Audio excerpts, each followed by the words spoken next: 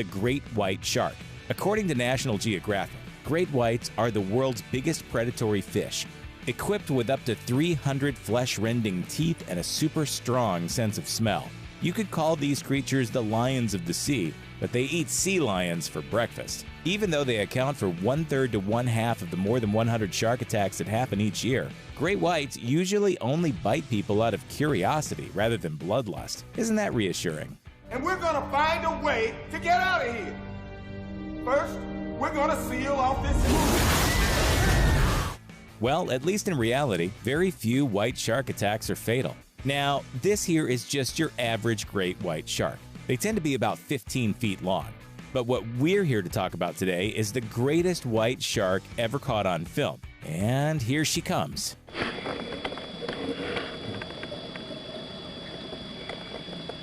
People call her Deep Blue, as she was first introduced to the public through Discovery Channel's Shark Week Marathon. The largest ever caught on film is about 20 feet long and weighs an estimated 5,000 pounds. Despite her gigantic size, the sharp teeth in her mouth, and those freakishly beady eyes, Deep Blue isn't a nightmare. In fact, most great whites aren't. Deep Blue is about 50 years old. When she was first discovered near the Mexican island of Guadalupe in 2013, one diver felt so comfortable that he reached out and touched her. That someone was sharkologist Mauricio Hoyos Padilla, who gave Deep Blue her nickname. In a video clip of their encounter first released in 2015, a fearless Padilla basically high-fived one of Deep Blue's fins. Because who needs both their hands? Even if you're okay with the prospect of underwater amputation, high-fiving a great white is a terrible idea because it can also endanger the shark. When a group of divers touched a different great white from inside a cage in 2016, one biologist called it, quote, one of the dumbest and most dangerous shark interactions I've ever seen. That's because in addition to endangering the divers, it could have prompted the shark to ram the cage and injure itself. In fairness to Padilla, he might have just been overcome with excitement. It's not every day that you get to see a female great white up close. As one shark expert explained to NBC, females are kind of elusive. We haven't really figured out where the females go and where they spend their time. However, Padilla had some idea what Deep Blue was getting up to. He suspected the gargantuan fish was pregnant. So maybe the high five was his way of saying congrats? But maybe she's not quite as large as people say. Shark expert George Burgess, who directs the Florida Natural History Museum's International Shark Attack File, estimated the Deep Blue is closer to 18 or 19 feet long. That might seem nitpicky when you're discussing an animal that can bite off your feet altogether, but it makes... Hammerhead? Maybe my eyes were playing tricks on me. Will I forever be known as the diver that cried hammerhead? But then, it happened. Suddenly, the sand grew dark, almost like the long shadow of a thunderstorm rolling in from some far-off place. We all looked up, and there, the perfect silhouette of a great hammerhead shark. It glided across the sun like some kind of aquatic phoenix. But then it turned, and it dove straight for me. I froze as it plummeted by. Wow, that was close. Man, the speed of that 15-foot shark was so incredible that I decided right then and there I would be blinking a whole lot less for the rest of the dive.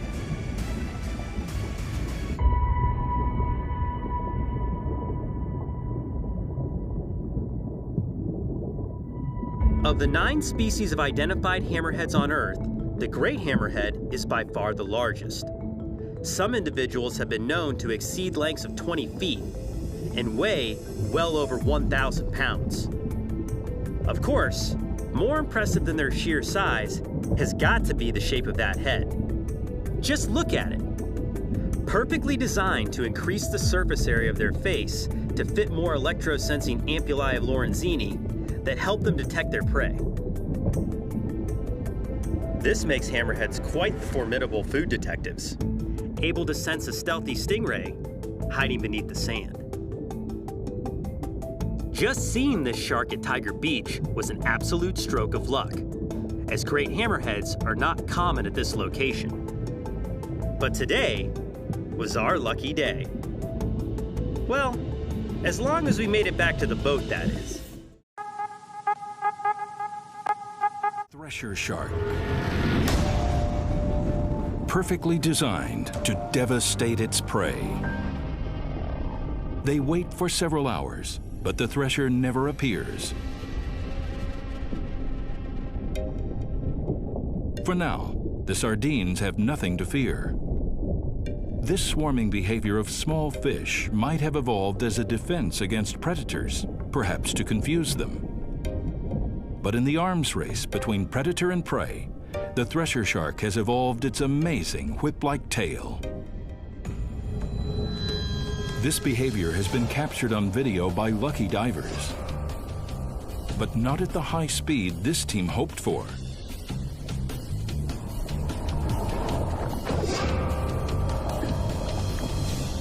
The shark circles and scoops up the stunned and dead prey, a far more effective hunting technique than chasing single fish.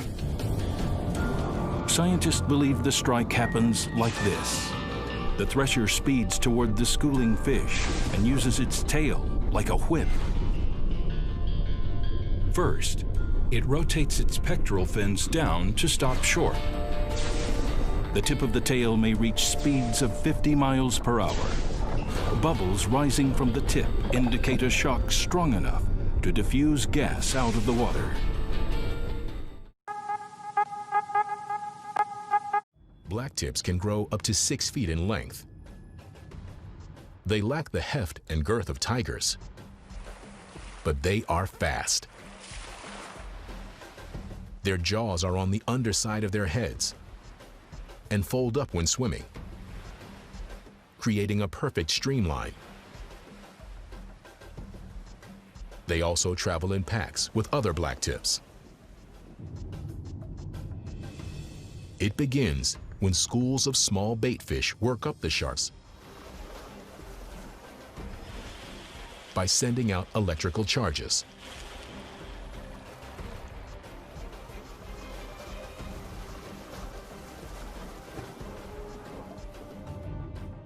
Large fish like jacks dive in, sending them scurrying. And then come the sharks. Working together. Like cowboys, the sharks herd the fish, driving them to a place of no escape. The shore.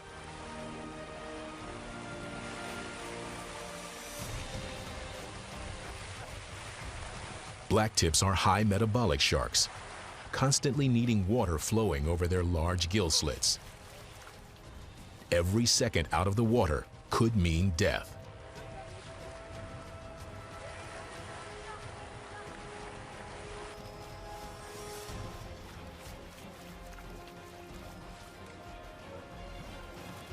Large gray herons arrive to enjoy the spoils of war. It's as if wolves herded deer into lakes and swam out after them to complete the kill. For these sharks, there's no line in the sand between themselves and their prey.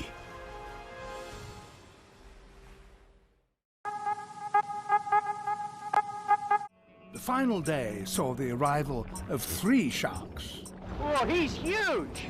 Look at the size of him! This is kind of crazy out here now.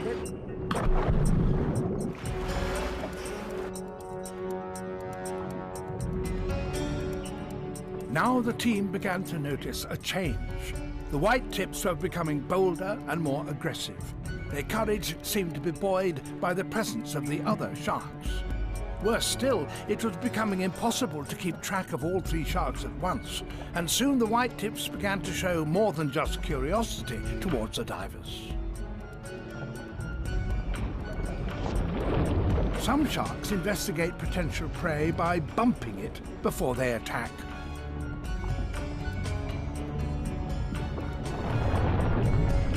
Rick recognized the signs. It was time to leave.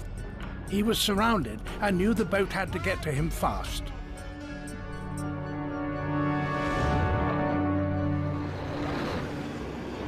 That was too intense.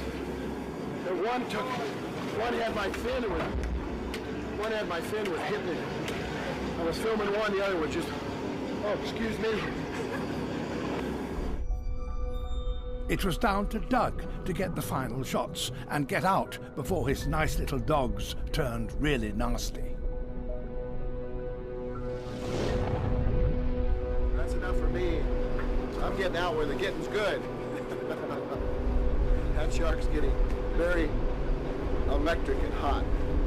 I tell you, he's got a mouth like that can take your leg off. Fabulous animal. But it's into its feeding mode now and wants to eat, and I don't want to be part of it. For Doug, there was always just one more shot to get. But concentrating on what was in front of him meant he couldn't see what was creeping up behind.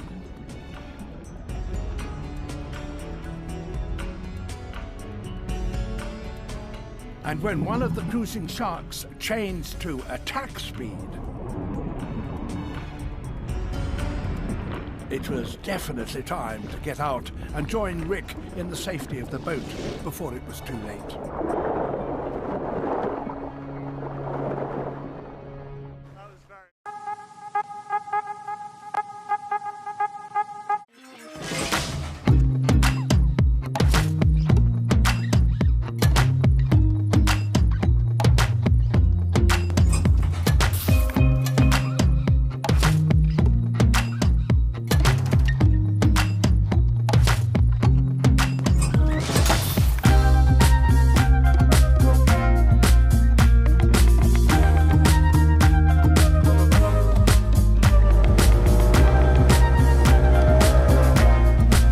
The fishermen and the tourism operators here, they were only seeing whale sharks for a few months a year over the summer.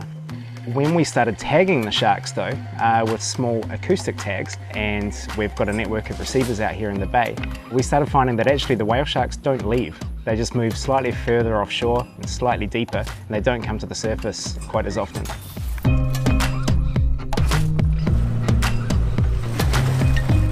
One of my jobs while I'm here in Mafia is to take tissue biopsies of the whale sharks. Usually those bits of tissues are less than 1 gram, so it's a very small amount, and the sharks very, very rarely react. Some of the things that the tissue samples can tell us about is that they can actually give us an idea of the location of the sharks and where they spend most of their time. For example, the profiles from the fatty acid analysis have shown that although the sharks do mostly feed on the shrimp here, they also have other diet preferences out in deeper water and at night. So we can actually use it to show that the sharks often stay in an area such as Mafia. And we can prove that biochemically.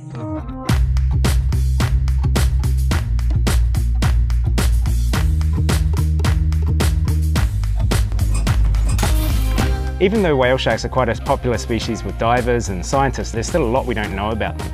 And some of the stuff we don't know is really fundamental. We don't know how old they are when they become adults. We don't know how old they get. Here we can get to know individuals, so we can learn a lot about what whale sharks are doing over their lifespan. It's pretty crazy in that the whale sharks here often look like a mobile ecosystem. There's loads of other species of fish that are feeding on the same stuff. They'll often associate with the whale shark, so you'll get this huge cloud of fish biomass just moving around, often almost completely blocking the shark from view.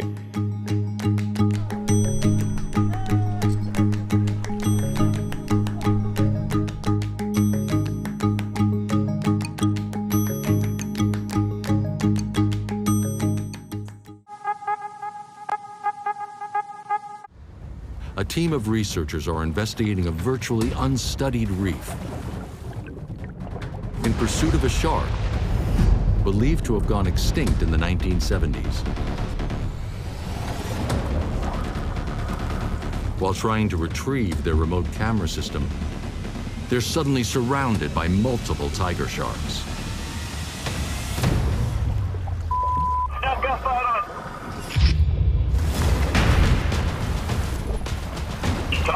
We got a ton of sharks down here. This area is absolutely swarming with the Apex predators. Sharks on your right. We have a bit of a nightmare down here. We sent down our camera and the tiger sharks are swarming around us. This is an extremely dangerous situation. Every time we go in for the camera, the sharks come around again. Grab it, grab it, grab it. Watch out! Forrest, watch out! Forrest, do you copy? Yeah, you guys watch your back.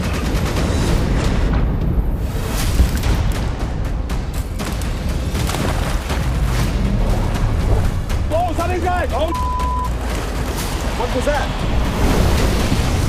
She's tearing it to shreds. She's absolutely destroying it. Insane. Grab it, grab it, grab it. Don't let us move away with it. The safety divers guide the sharks away from the grub. Wow, and just like that, she's gone. Alright, Forrest, here it is. Alright, well that was a bit of a circus, but we did manage to recover the brub. Surface, if you can hear me, pull up the line. Pull up the line. Copy, pulling up now.